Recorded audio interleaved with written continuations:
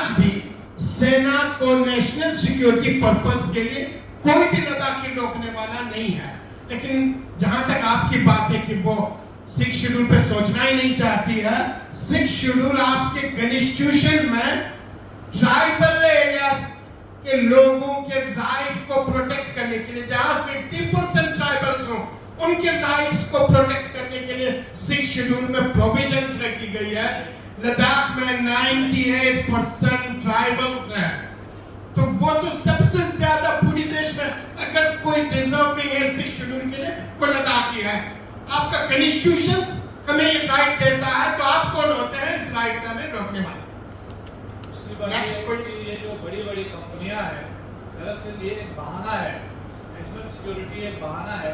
ये जो बड़ी-बड़ी कंपनियां हैं उनको ये ओपन लाइसेंस देने की साजिश है, जिस वजह से ये 6 शेड्यूल को लद्दाख कमेटी में जो भी चर्चा होगी उसके लिए सरकार स्वागत करने के लिए तैयार है।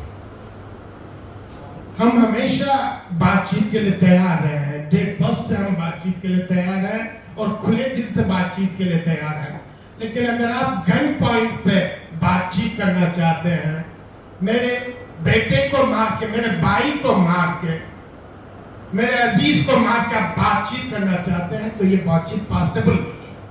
आप मेरे बेटे को मेरे सामने खून से लथपथ कर देंगे, मेरे भाई को मार देंगे, एक 4 बच्चों के पिता को पुरसीना को मार देंगे और इसके बाद मुझसे गन पॉइंट पे कहेंगे आप बातचीत करनी। ये बातचीत नहीं हो सकती है।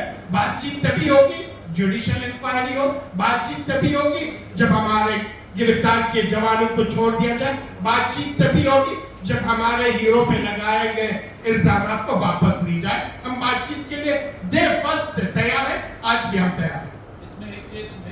इसमें एक चीज मैं ऐड करूंगा कि ऐसा नहीं है कि अब सरकार ये समझ ले कि हम बातचीत ही नहीं करेंगे, आप जो है हम कोई इंक्वायरी नहीं बिठाएंगे और बातचीत भी नहीं होगी और हम इस तरह पूरा टाइम कंज्यूम करेंगे, ये भी न सोचें। हम एक टाइम तक जो है इन चीज़ों पर खामोश रहेंगे। अगर इस चीज़ पर सरकार की तरफ से कोई भी कदम नहीं लिया गया तो हम फिर से आंदोलन का रुख जो है हम लोग अपनाएंगे और हम अपेक्स बॉडी के साथ बाज़ाब्ता इस सिलसिले में राब्ते में हैं। तो सरकार को ये नहीं समझना चाहिए कि हमने कह दिया कि जुडिशियल इंक्वायरी करें तभी बातचीत जो है हम रिज्यूम करेंगे, तो वो कहेंगे कि नहीं भाई आप जो है वो कोई इकदाम ना हो। तो एक टाइम फ्रेम तक हम सोच रहे हैं, एक्सप्लोर कर रहे हैं, अपेक्स बॉडी के साथ बाज़ाब्ता इन टच है। अगर इसके बावजूद भी कोई इकदाम नहीं उठाया तो फिर से हमें मजबूरन आंदोलन का रुख अपनाना पड़ेगा। वो हम अपेक्स बॉडी जो हमारे जिनके बच्चे इस दुनिया से कुछ दिनों में पहले चले गए, हम उसके साथ है और हम आप ये हमारे अपेक्स बॉडी को हम यकीन दिलाते हैं हम आपके शान बशाना है। हाँ, मगर ये है हम पीसफुल जो हमारा प्रोटेस्ट है वो अभी भी और आगे भी जारी रहेगा और हम सोनम वांगचुक के साथ थे, सोनम वांगचुक के साथ है और सोनम वांगचुक के साथ रहेंगे और प्लस हम नेशनलिस्ट थे, नेशनलिस्ट रहेंगे और हम हमारे अपने भूमि की रक्षा के लिए पहले भी तैयार थे, अभी भी है और बाद में भी रहेंगे। हम आपको अपना दिल चीर के नहीं दिखा सकते कि हमारे अंदर कितना हुब्बुल वतनी का जज्बा भरा हुआ है। बाकी थैंक यू आप लोगों को। हमारे गवर्नमेंट इंडिया से as a chairman LSDC Kargil मैं गवर्नमेंट इंडिया से अपील करता हूँ कि प्लीज आप इसको हल्के में न लीजिएगा। मैंने देखा है क्योंकि मैं CC हूँ, तो मैं आपस में हमारे हिल को ये कहते जो हाई ऑफिशियल्स उनके साथ बात करते मुझे अंदाजा होता है कि कम से वो कितने हल्के में लेते हैं इन सब को, हमारे जो डिमांड्स होते हैं ये मैं जानता हूँ। अभी नहीं तो 24 तारीख से अभी 30 तारीख हो गया, मैं भी इलेक्टेड मेंबर हूँ, हमारे MP साहब इलेक्टेड मेंबर है, वहाँ पे ले में CC है, चलो BJP का ये पार्टी से, मगर हम सबको बुला के हमारे LG साहब को चाहिए था कि क्या करना है क्या नहीं करना। इलेक्टेड बॉडी तो हम में से ही आते हैं, बाकी सब ब्यूरोक्रेट से आप खुद बताएं जो बाहर लद्दाख से बाहर के ब्यूरोक्रेट्स है उनको हमारे दुख दर्द का कितना तकलीफ होगा आप अंदाजा लगा सकते हैं। जब हम इलेक्टेड रिप्रेजेंटेटिव्स को ही बुलाते नहीं है, फिर रोज मीटिंग करके कहते इसको कभी इसको एंटी नेशनल बनाना, कभी उनको एंटी नेशनल बनाना, ये गवर्नमेंट को स्टॉप करना पड़ेगा। इस पे गवर्नमेंट को सोचना पड़ेगा।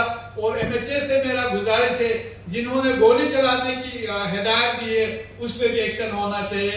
और जल्द अज जल्द हमारे जो 4 एजेंडा को लेके उससे पहले जो है हमारे जो एक बातचीत का राह हमवार करने के लिए गवर्नमेंट को बहुत ज़रूरी है, जिसमें जो हमारे जेल में डाले हुए नौजवान हैं उनको छोड़ना चाहिए। हमारे सोनम वांगचुक जी पे जो गलत तोहमत लगाए हैं एंटी नेशनल का, वो उस पे उनसे वो हटना चाहिए। हम बिल्कुल भी बर्दाश्त नहीं करेंगे उसको एंटी नेशनल कहने का। आप फिर इसी के साथ में आप लोगों से प्लीज आप नेशनल जो आप मीडिया है आप लोग अपना एक पॉजिटिव रोल करते, आपको एक रोल प्ले करना है हमें लद्दाखियों को इंसाफ दिलाने के लिए। Thank you. अब जो भी सवाल है और सवाल पूछे तो बेहतर रहेगा। भाई कोर्ट की तरफ आप लोगों ने अभी तक रुख क्यों नहीं किया? क्या वजह है कि आप लोग कोर्ट अभी तक नहीं गए? सोनम वांगचुक 3 दिन से बंद है, आपके 4 लोग मारे गए हैं, अभी तक आप लोग कोर्ट क्यों नहीं गए हैं? क्या अपेक्स हुआ? आप लोगों में कोई ठीक से ताल्लुक नहीं चला है जिसके हिसाब आप लोग कोर्ट नहीं जा रहे? बिल्कुल, हम इस मसले में अभी यहाँ गीतांजलि जी मौजूद हैं, सोनम वांगचुक जी की वाइफ, तो वो इस बारे में ब्रीफ करेंगी। और ऐसा नहीं है कि हम इन टच नहीं हैं, हम इन टच हैं और इस बारे में पूरी चीज़ों को एक्सप्लोर किया जा रहा है। जी, एक मुनासिब तौर पर इस पर इक़दाम किए जाएंगे। इसमें मैं आपको एक चीज़ क्लियर कर दूं, हम ये सारी ऑप्शंस एक्सप्लोर कर रहे हैं। एपेक्स के साथ हमारी कोर कमेटी की मीटिंग चल रही है। जो भी चीज़ें हमें ज़रूरत पड़ता है, चाहे लीगल ऑप्शंस हो, बाकी ऑप्शंस हो, सारे ऑप्शंस को हम एक्सप्लोर करके और जो भी हमारे लीगल एडवाइजर्स हैं उनको कंसल्टेशंस में लेकर हम जो भी कदम उठाना पड़े वो सारी कदम हम उठाने के लिए तैयार हैं। PIB की तरफ से कल सरकार ने अपना रुख साफ कर दिया कि सरकार जो है बातचीत कि उनको अंदर बंद किया जाता है, आज भी पकड़ जारी है। तो ये सारी चीजें जब तक बंद नहीं हो जाएगा तब तक केडी और एपेक्स जो है गवर्नमेंट ऑफ इंडिया के साथ कोई बातचीत नहीं करेंगे। हमारी डिमांड है और मेरी पुरजोर अपील है ऑनरेबल होम मिनिस्टर साहब से, ये जो गलतियां जो 24 तारीख को हुई, खासकर जो फाइल किया गया उसके ऊपर जुडिशियल इंक्वायरी होना चाहिए और जो पकड़ जो है बंद होना चाहिए और सोनम वांगचुक जी को बाहर से जो है वो रिलीज करना चाहिए। और सबसे बड़ी बात ये हम कभी बर्दाश्त नहीं करेंगे लद्दाख के आवाम उनको एंटी नेशनल ट्रैक करने की कोशिश कर रही है, ये बिल्कुल बर्दाश्त से बाहर है। और जब तक ये चीजें खत्म नहीं होगा केडीए और एपेक्स जो है वो बातचीत में शामिल नहीं होंगे। शुक्रिया। इसके बाद honourable chief executive councillor doctor Jafar Ahmad sahab आपसे।